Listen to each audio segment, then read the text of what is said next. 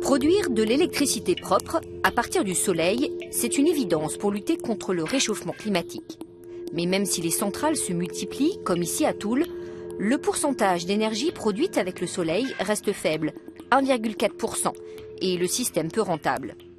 À la Georgia Tech, on a donc décidé il y a 5 ans de trouver un moyen d'optimiser les cellules photovoltaïques grâce à une technique utilisée pour les satellites.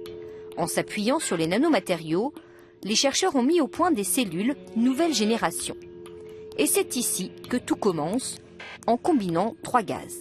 Il faut converger tous ces gaz qui sont de très haute pureté pour aller dans une chambre de croissance. Et dans la chambre de croissance, il y a une zone très haute température où ces gaz se décomposent, diffusent, et donc ça donne des couches très très fines et cristallines. Et c'est ces couches-là qui sont de quelques micromètres, qui sont sur un substrat de saphir, c'est ces couches-là qui sont le cœur de ces cellules solaires. Pour produire ces cellules high-tech, tout est parfaitement contrôlé.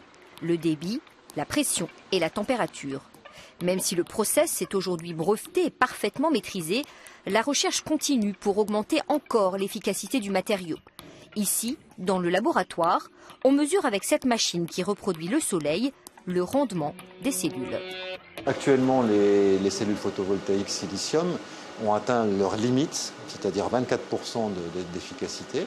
Avec ces cellules, on est déjà à 45% et on espère aller au-delà des 50% d'efficacité. Si ces nouvelles cellules ont un tel rendement, c'est grâce à la superposition de couches et à une structure cristalline qui permet de produire de l'énergie en puisant dans toutes les couleurs de la lumière du soleil, contrairement à la silice dont l'action est plus limitée.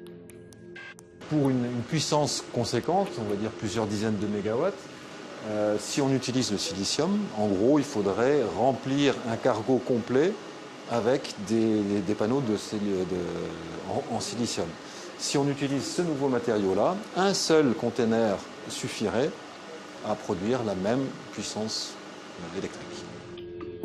Sur les cellules ainsi créées, on pulvérise un circuit électrique. Puis, on la découpe en une centaine de petites cellules. La cellule, elle est installée ici, en arrière. Et donc, ce qu'on va ajouter, c'est des lentilles. Et là, par exemple, c'est une lentille de Fresnel pour concentrer la lumière. Et on concentre sur cette cellule-là 800 fois donc, le soleil pour donc, après le mettre dans des modules. L'objectif pour la trentaine de chercheurs, c'est d'arriver à concentrer 1600 soleils. En augmentant le rendement, on diminue les coûts d'investissement dans les centrales. Le but, c'est que la production solaire soit aussi rentable que celle obtenue avec le nucléaire, le charbon ou le pétrole. Le potentiel il est énorme. Il y a encore beaucoup de travail à faire, mais c'est une technologie d'avenir. Et surtout, les débouchés sont conséquents. Amérique du Sud, Afrique, Proche-Orient et pays méditerranéens, la production industrielle a déjà commencé à titre expérimental.